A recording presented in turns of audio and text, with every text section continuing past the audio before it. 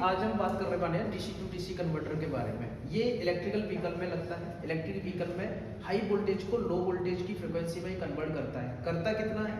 High voltage कितना भी हो सकता है, 48 हो सकता है, 60 हो सकता है, 72 हो सकता है। इसके बाद इसका हाई वोल्टेज आपका 600 यानी कि 600 भी जा सकता है। उसको लो वोल्टेज में ये कन्वर्ट करता है। लो वोल्टेज यानी कि 12 वोल्टेज।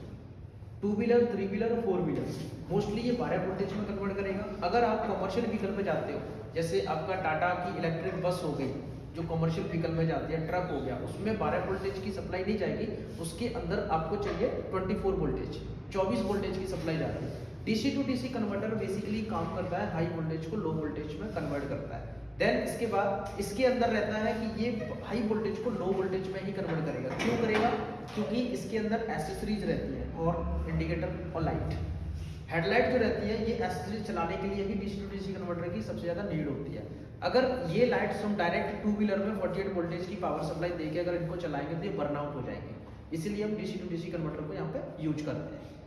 और ये DC to DC converter basically 3 type के होते हैं। एक होता है इसके अंदर बक कन्वर्टर, एक होता है बूस्ट कन्वर्टर और एक इसके अंदर होता है आइसोलेटेड कन्वर्टर।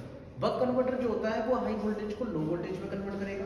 बूस्ट कन्वर्टर यानी कि नाम से ही पता चल रहा है इसका, बूस्ट यानी कि लो वोल्टेज को हाई वोल्टेज में कन्वर्ट करेगा। Isolated DC to DC converter जो रहता है वो एक पर्पस जो रहता है कि हैवी व्हीकल्स के अंदर जहाँ पे स्पेशल पर्पस जो एप्लीकेशंस होते हैं उनको चलाने के लिए उनको यूज किया जाता है। जैसे स्पोर्ट्स बाइक्स होते हैं, स्पोर्ट्स व्हीकल्स होते हैं, उनके लिए स्पेशली यूज किया जाता है।